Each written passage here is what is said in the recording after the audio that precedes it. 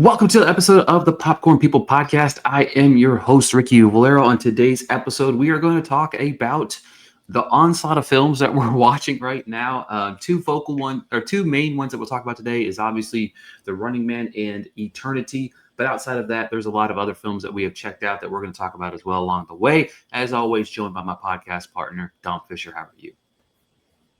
Was popping kernels. It's shit starting to run together, dog. I ain't gonna lie to you. I was talking to some people about some things that I watched, and I was explaining something, and then I said, "Wait, that's a different movie." So we're at that time of the year where I've realized that I have to mix up or shuffle the mood of some of these movies. So if I gotta go super deep emotional movie, the next one's got to be, horror, comedy, something, because some of the stuff starts to blend together, and I don't want to end up, thinking of something that's good, and then I was like, wait, no, that was the other movie. Damn, and especially because we have some people who are some actors that are putting in work, and they're in multiple movies, and we still have some big ones that we haven't seen yet that are, they'll probably get closer to that voting window, i.e., Wicked for Good, and we haven't seen Marty Supreme yet, but we see that soon, which I'm excited for. Look, they can say what they want to about Timmy when he won the award, and he was like, they thought he was cocky. I like that shit. As much as people talk about acting as, oh, it's an art form. I love Sarah Paulson, right? And she's like, it's art and we shouldn't judge art. No, treat this shit like a competition, because if you rest back and you're just like, it's art, it is, but also it's a job. Jobs are competitive. And if you ain't one of the best, you're going to get looked over. So to have that fire to want to be like, nah, I'm finna be one of the best, guess who's always going to have a job? The person who the best. You know what I mean? And I get it, but it always happens. All these situations happen when it's somebody who is rich and they're like, money's not that important. You're one of the best actors. We shouldn't do the award shows. It doesn't really matter. And they have a whole list of nominations and awards. And it's like, I get it that you achieve things and it didn't fulfill a certain hole that you thought it would fill or whatever. But like, don't put it out there like it ain't nothing. Like, no, we out here striving for shit, and it does mean something. As much as if I was ever to fucking win the lottery or make $1,000,000 or something, I could easily go, yeah, it didn't really change much as I go home to a fucking huge ass house and I'm fucking petting my fucking pet wolf in the backyard. You know what I mean? Like, they gotta relax. They gotta relax. Yeah, it's always crazy to me when people just try to unjustify certain things that kind of happened or doing or whatever. It's like, oh, my bad. He wants to be the best at what he's doing. Cool.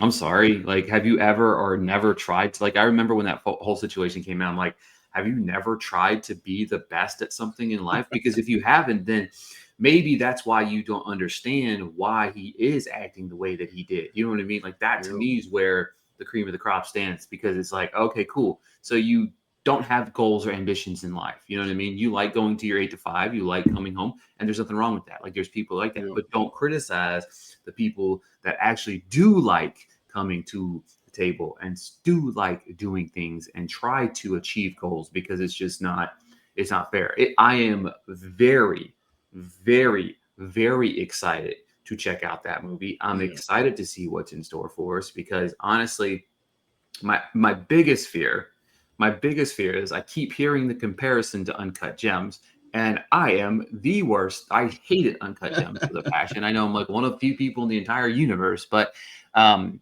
going into open mind because I love Timmy. And I think that he is one of our best working actors, and he's continuously showing it. So I'm excited to see what he brings to the table. Before we get into the movies, though, I've got a question for you. I went to the store the other day, and I feel like every time around this year, when you walk into stores, it just looks at some certain things look at you and you say, "Yeah, fat boy, you want that." You know what I mean? And it was like the little Debbie Christmas cake. You know what I'm saying? So I walk into Target, and every time I walk into Target right now, they have this big, massive stuff. Like there's the carts to your left, to the right is this big display of little Debbie Christmas tree cakes. And I'm just like, man, I had to buy a box. You know what I mean? And Yeah. I think they're goaded. You know what I mean? They're goaded.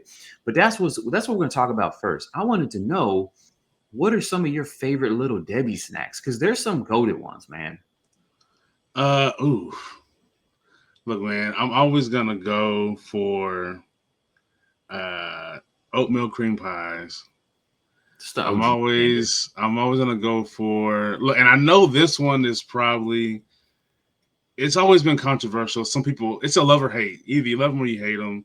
I love the little cosmic Oh, brownies. I fucking hate those, dude. It's Holy the I don't shit. know, it's a texture thing, and I don't know. Um, I really want to try those. Who did I see post them? Oh, there's a dude. I wish I knew his name, but he does like kind of like this music video kind of sexual thing with snacks that he's combining together, and he has some kind of Christmas nutty buddies, and I was like, Oh, I did oh, see those. those are kind of fire. What is that? Yeah, I saw those too because they came out with like a bunch of like they have like for the Christmas tree ones, they have like little small donut ones now. They have the Yeah, donuts, they have the Christmas trees, and then they have the chocolate Christmas trees, which I think are slightly underrated because people forget about them. But yeah, there was like a bunch of like the Nutty Buddies now with the Christmas tree flavor. I was like, oh, where do you get those at? You know what I mean? yeah, But oh, because I was thinking about it, I was like, man, because there's some ones that I don't like. I hate the cosmic brownie. I've always hated the cosmic brownie. The pecan swirls, spin wheels, whatever. I've never been a big fan of that those, but looks like something you picked up outside. it does. It really does. I'm a big fan of the donut sticks. Them Yeah, donut sticks are fire, man. They're just I realized like as I've gotten older, like donut sticks and then like the old fashioned donuts, not the ones that like have no just they're just dry, but the ones that have like the little like cream or not cream, but like glazed on them and stuff like yeah, that, like an yeah, old fashioned donut. Man, them things.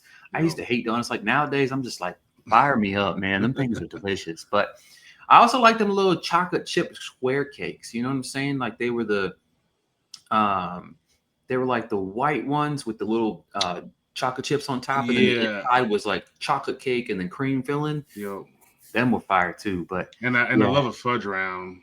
Oh yes, Yeah, yes. like one of my old roommates, he used to keep them on deck, and there was always that I never did it, but there was always that one day you like got the munchies or something, and you pass by, and you're like, will he know if I took one? And then I was like, I know, so I ain't gonna take one. Exactly.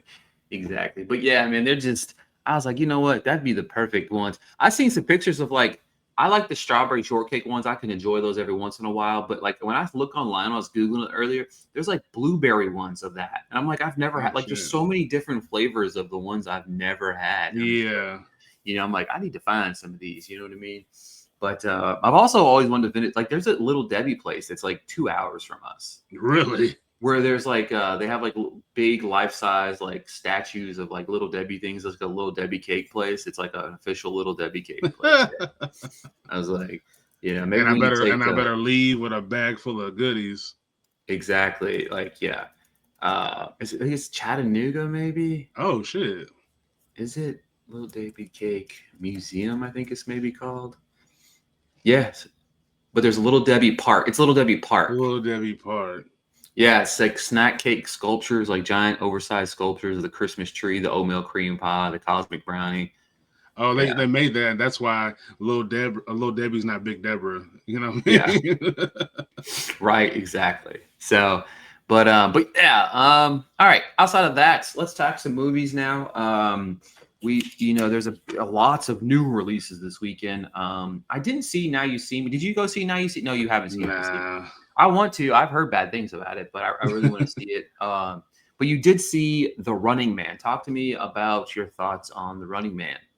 Yeah, like so I haven't seen the original, and I was unaware. Well, I was unaware until the movie got announced that it was based on Stephen King novel or book. And I really enjoyed this movie.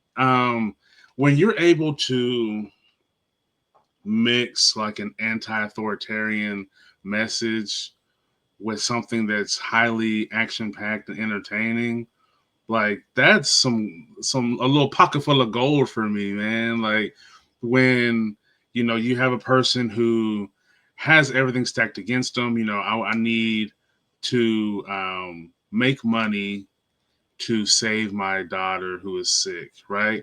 You got to root for this man. He's like willing to go at all lengths to save his kid, and gets into a situation that he promised his wife he wouldn't get into, which is being part of the Running Man, which is a competition where if you can make it 30 days, you're like a billionaire. And but if you lose, it's death. And they have hunters that come get you, that are tracking you down, and people can snitch on you. Essentially, they see you, they can get a reward for telling on you once you get killed. And it's a society that's not quite dystopian, but it's getting closer and closer to the movies that are to movies we've seen before. That this is and our reality, where they have a wall separating the rich people from everybody else. And we've seen this so many times, whether it's in like Divergent shit or the Twisted Metal series. What's that movie that Hugh Jackman did during COVID? And he had like all the people were in this flooded city, and then the rich people are in these dry houses on hills and shit. It's always this like it feels a little weird, you know what I mean? That there's constantly this kind of messaging that the rich are planning or at some point are gonna try to separate themselves from each other. But yeah, you have this high octane, like post pounding type of pace. And weirdly enough, as action packed as it is, it wasn't trying to turn Glenn into this action hero, because when I got to thinking about it, he didn't do a whole lot of like trying to fight off everybody. He was trying to survive, which means you got to use your brain. You got to outsmart them. You got to run. You got to use things to trip them up so you can get away, and then try to make friends along the way. And within that, you have a a, a, a subplot that's kind of can kind of play in with one battle after another, where you have the people who are still trying to stand up against this government, and you end up with just like a big middle finger to the establishment. Glenn's fucking great, and then you have this one little scene with Amelia. I can't remember her last name, but she represents like a singular person who's in this rich sector and believing that all the lies that the media is telling them about these people, which feels very apropos of the times. And instead of being together, it's driving a wedge further and further in all these people. And you have what happens to her, what she ends up realizing, and it's like, yeah, man, like the whole time I was like, yeah, fuck the establishment, man, power to the people. That was my biggest takeaway. The movie is very much power to the people. It don't care where you come from, what you look like, what you make, your job. It's like we shouldn't deal with this shit, and I appreciate the hell out of that. I saw people like trying to shit on it, and I was like, what did you watch? Or maybe, and you know what? And I think sometimes I realize that the people, it's not that the movie's not for them. They've lived a life where they've never had to think about these things. You know what I mean? And getting that message within something entertaining is something that like I feel like people that I know would be like, fuck yeah, this is dope. And if you just never lived a life where you've had to struggle or never felt othered or you know, even if it wasn't you specifically, but someone that looks like you, um, you know, or someone who lives a lifestyle like you, if you never felt that and you just been like, you know, I'm just a person and, you know, like a very milk toast person, then you're not going to get it. And if you are, you know, of the mindset that the government is your your buddy and they care about you, this it's not for you either. You know what I mean? Like, I think that someone there was a movie that came out recently that I didn't know came out, and they were like, it didn't do well because we couldn't really market it because times are weird now with the times or with the political climate. And it's like, no, you stand on what you stand on, and you know the backlash is what art is supposed to be about, right? Like you're afraid that you're gonna get this backlash, but that's what art's supposed to do. You're supposed to elicit feelings, and if your movie is saying like these type of people are unforgivable, then that's what you say, and then you just take whatever they say. Because what are they gonna do? They're gonna yell at you, talk bad about you, and then move the fuck on. But that's what this shit's about. You're trying to create art to elicit these feelings and move people and potentially change minds, then fucking stand on that shit and say, hey, this is what I see, dog. I'm sorry. I'm just an artist. These are my the other artists. This is what we see right now. And then that's what, if you feel it's wrong or you get defensive, maybe I'm right.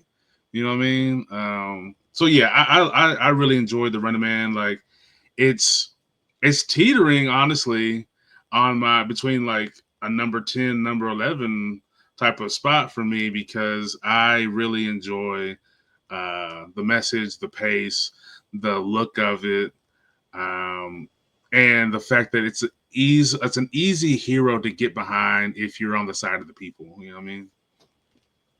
Yeah, it's something I really want to watch. I like Pal, and I've when I watched Chad Powers, I was excited about that because I just feel like he's hit and miss for me because like there's some things that he's been in that I'm just like, but he's Yeah, also I just feel like he can be. I think he gets it. I think at the end of the day, yeah, he just gets it. I think that's yeah. the big thing for me. Whenever you kind of look at him at the end of the day, he just gets it. Let's see here. I've actually watched way too much over the last few days in my head, but a few things that I watched that I'll just rip off real quick. Watched Hamnet. I did not like Hamnet. I'm not a Hamnet stan. I thought it was overlong. I thought it was very. I feel like it's Oscar baity, almost. You know what I mean? I feel like it's that type of movie. The performances were fine. I think the craft is really well done. I think like the production, the costume design, the set, the aura that you want to feel while you're there, it didn't mesh for me. I mean, I just feel like it was just overdone. Finally caught Frankenstein. Actually really enjoyed it. I don't get the Jacob Elordi Oscar push at all. I think Right, he's right. good, but my favorite performance in that film was Oscar Isaac. I thought he Yep. was like really good in that movie. Watch Die My Love, another film that I just did not feel resonate with, and I feel like there was just a lot of holes in the script. I think Jennifer Lawrence is pretty great. I think Robert Pattinson's pretty good, but outside of that, just felt like 2 hours of just repetitiveness, but also emptiness and like a lack of script. I watched Playdate, which was like the perfect palate cleanser for all of the other movies that I'm watching right now. You know what I mean? Not saying that's Oscar worthy by any stretch of the imagination, but it was fun. Alan Ritchson, he's like perfect comedy action guy. Kevin James was a good bounce off. Finally saw If I Had Legs, I'd Kick You. Rose Byrne's performance, incredible. Film, little uneven. The Testament of Anne Lee, holy shit, Amanda Seyfried. Like, if it's she might not, but she should win the Oscar.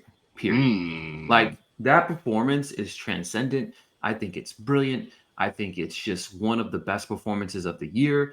The film is quite crazy when you unpack, not understanding like why she's not more of a vocal point. And I'm not a history person by any stretch of the imagination, but why we don't know more about Anne Lee as a collective whole is pretty crazy. But just a very, very good movie, slotted in my top 8 right now, for sure on the year. I very much like it a lot. And then that leads us to a movie we both have seen, and I'll let you kick off, and that's Eternity. Yeah, man. Eternity, like that just putting you in the world of once you pass, you have the opportunity to choose the next stage of your existence. And very specifically, mind you, whether it's, beach world, whether it's Satanism world, whether it's mountain world, Paris world, um, and having this ultimate decision in Elizabeth Olsen's character, where everybody that you could possibly spend eternity with is there at the same time. I love the way that the film does a very good job of presenting this new world. You get like, about what, 15-20 minutes of it really just explaining, but still moving the story along of what is taking place, what this world is. Has the question that you're asking yourself: is this like limbo? Is it heaven? Is it hell? And they're like, it's just a place. You're like, okay. And this like playfulness that is constant with Divine Joy and what's the other actor's name? Um, John Early. John Early, dude. I really enjoyed them too. Like this is a true one of the I should say this is one of the best like ensemble performances we've seen this year, where everybody it's very quick, they're bouncing off each other. But no, this is a fun, poignant rom com because it does put a lot of things in perspective as you watch it. You do ask yourself, these big questions. Uh, if I could choose, who do I want to spend eternity with? Where do I want to spend eternity? And what was the happiest time of my life? Up to the point you are now, what is the happiest point of your life? And I've been asking people since I've seen the movie, and it really gives people pause because we don't take in the moments of happiness when they're happening. And, you know, most of us, especially guys, like in the movie, we go, oh, maybe it was when I was 13, I was 10, when I was whatever. And it's like, was it though? Or is it just because you think that's when you have the toys and all this stuff? And I don't know. I still don't know when I was potentially my happiest. I like to think that it's within the last like 5 to 10 years. But I don't know. I don't know. But it's a very interesting question to have to ponder as you're watching the story. And but yeah, the rom comness of it is this done very well. Miles Teller at first, I was like, I don't know, man. Like he it felt like he was rusty at first. The first couple of scenes, I was like, oh, he seems kind of off his game. But then as it like progressed, and I noticed like, oh, I forget he's an old man in the young body. So what he's doing is kind of the sensibilities of someone who's a boomer, and just like his whole life is making his wife happy and trying to just keep everything cool. And then you have the lost uh potential that's in play. And I really enjoyed it, man. Like it's emotional, it's funny, and then the fucking twist that kind of comes is like, oh shit, all right. Yeah, there's a lot there that they did very well.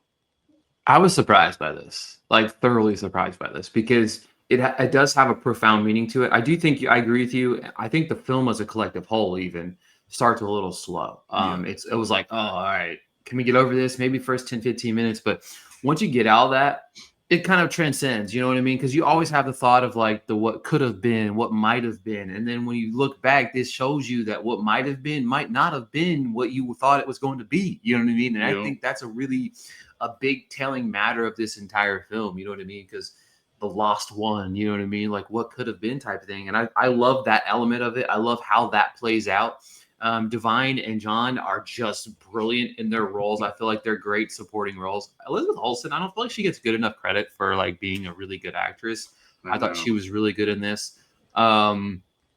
I love Miles Teller, a big Miles Teller guy, and even Callum Turner is pretty good. I really feel like I like their performances in it. I didn't think that they were like great. I really feel like you could have really put anybody in this roles and it could have really delivered because I felt like the backbone was really Elizabeth Olsen and what she was, trying to do. And I feel like the balance of deciding it and then, I think there's that point of moment, and not to go into spoilers, the film's not out yet, but there's like a one point of moment of like Miles Teller's character going and doing what he had always done, right? Making her happy. I want to make sure she's happy. And to me, like there was just a level of, I think as men, we lose sight of ourselves in the things that we do day to day, right? Yep. You know what I mean? Whether that's making our wife happy, making our kids happy, making ends meet, making sure food's on the table. But I feel like so oftentimes it's forgotten about what we want, what we need. And those type of things really get lost in the shuffle so much. So I feel like when you watch Miles Teller's character in this film, you see that as a man, right? You see that as that's why, again, a lot of men question that, what the happiest time of my life was. You know what I mean? Because, again, the expectation is always to be the man and Yep. to, provide and make sure your wife is taken care of, make sure your family's taken care of, make sure you show up to work, you do this, you live this way, you do this way. And obviously the stigmatism behind that has always been there. It's a stigmatism that a lot of people are trying to go back to for no damn reason. But at the end of the day, like, don't forget about yourself. You know Yep. what I mean? And I think that's an important message for all men across the world. Don't forget about yourself. Yep. Don't lose yourself for someone else, even if it is a happy place. You know what I'm saying? Like it's just something that's so profound in that story that I think that might not be seen by everybody. And I think one of the more, because I like the running gags that it had, but I think one of the the funniest gag that is, it's a gag, but not in the traditional sense. I think more of like on an actor to actor sense, and maybe the audience viewing sense is you have two handsome guys, but one of them is considered more handsome, and it's like I wonder how that played when they were given the roles. And he's like, "Bro, do you think you're more handsome than me? I don't know, man. I mean, look at me, look at me." And I feel like that was probably a lot of like hilarious running jokes behind the scenes, because it is mentioned a lot that about, well, he looks better than him, and it's funny that one of them has to be the ugly guy essentially, and it's like, either one of them ugly? Probably not. But it is very. I mean, luckily they do add on characteristics. They go, oh well, that's potentially a better quality or a more noble quality. But yeah, I mean, like you said, I think Elizabeth Olsen, like really, I mean, like a Glenn Powell. There was somebody else I was thinking of while I was watching the movie. There's certain actors, I believe, that perfect example. It is both of them, because when you see them in interviews or podcasts or whatever, these are people who, while they are great actors, they don't take themselves too seriously, so they're able to do so much. Right? They're not trying to go on interviews and be super stoic. They're willing to be goofy. They're willing to play games, and they don't. I think sometimes when we have like uh, if you're like Glenn Powell is just on SNL Saturday, and they're willing, the fact that the him Miles Teller too, they're willing to like be goofy and make themselves look unflattering, let you know that when they get to a certain role, they're willing to go there. They're willing to either transform themselves or put themselves in in a state that maybe is uncomfortable for them, but you're not going to let you know because their job is to perform and become somebody else. Um, and I think that Elizabeth doesn't get, like you said, she doesn't get the recognition because she can do a lot. And we've seen her in so many different types of roles. She's played, the influencer. She's played a superhero. She's played, love star. She's played hopelessly in love. All these different things. And yeah, she just, you see her a lot, but because you don't hear her in the talks of like Florence Pugh or Margot or Margaret Qualley or whoever the top of the top is at the time, she's consistently everywhere, which lets you know she's about this work, and y'all gotta like give her flowers while she is around. Yeah, I totally agree. And that's why I think we lose touch on. That's what I think we lose touch on that a lot of actors, right? You know what I mean? You get to the sense of like this guy is great, but well, he's not this guy. Well, he doesn't have to be this guy. You know what I mean? But it's that comparison. Even like you talk about the film, like it's a comparison. Who's better looking? It does. At the end of the day, like we can have 20 very good actors in the world. You know what I mean? Are they going to be Leonardo DiCaprio or Denzel Washington? Right. Maybe not. But they don't Right. have to be either. You know what I mean? So Like I should have mentioned, like in Running Man, Coleman Domingo, dude, he's so right. like there's certain people, and you can kind of add. I'd say he's a little bit more elevated, but you can add everybody in these movies kind of in this group. But there's an effortlessness to Coleman's work. Always. What he is, I'd argue to say he's probably one of the most confident people I've seen in a long time. Ever. And you can see that when he delivers his lines, like he is that person. No matter what his character is, it's like, oh, that's that person. And because he's so good, and that's how he was in The Running Man. Yeah, it's kind of crazy to he's one of the most confident actors I think we've ever seen. You know what I mean? Like he knows he's good. That's so crazy because like he knows he's good. He knows he's good looking. You know what I mean? He's he knows he's got that swag and that style. Yep. So it's kind of crazy to me. But yeah, so this coming up week, we do have a big screening seeing Marty Supreme. Very, very, very, very, very excited about that. We are Yeah. closing in on our Critics' Choice window. Yep. We're inching closer and closer to that, which means um I feel like I think our ballots due maybe the third, I think it is. You know what I mean? So that following weekend, we'll be here to discuss our ballots and our thoughts on the nominees and stuff like that. And at the end of the day, not to remind Dom here, but that's only 2.5 weeks away. So we got 2.5 weeks to get a crash course of movies. I'm Yep. slowly dwindling my list down. I was looking at my list, man. There's some movies that I haven't seen yet that I'm really dying to see, like Wake Up Dead. I'm ready to see that. You know what I mean? Like I need to see the new Knives Out movie pretty badly. Jay Kelly's at the top of my list. Like Jay Kelly looks like a movie made for Ricky. So you know what I mean? Like it's one Oh, of those things. I just watched Left-Handed Girl, Yeah, and that could be something for our international features. You know, it seems like a slice of life movie until you like get to the end. Like the movie's very it's very attainable, it's very relatable, and once you get to the end, not only is it like a shock, but it's like, oh, this happens a lot. It was crazy because I was like, I personally know about 3 to 5 people that have been in this exact same situation, and it's like it's a heartbreaking situation, but also like you understand. It's tough to understand, but you understand. And no, it's a good movie, man. It's gonna be one that slept on, definitely. for sure. Yeah, that I've got. I got quite a few. I don't. I mean, when you come down to this time of the year, it's like, all right, what are these movies that you feel like are gonna, check that box? So, Yeah. I'm slowly doing that down. No Other Choice is a movie I plan on watching this week. I've heard great things about that. I'm really excited about that. So it's like slowly dwindling down this list and honing in on my picks. And I'm excited to talk about my picks. We're getting there. You know what I mean? We only get 3 choices, I think, per category. So it's Yeah. hard dwindling that list down. But one thing's for sure, folks. The one thing you're not going to have is a lack for movies inside the theaters over the next week. We got Thanksgiving coming up. The week after next, but next week you got Rental Family, Wicked for Good, Sousa sequel, which I don't know if I remember watching the first one.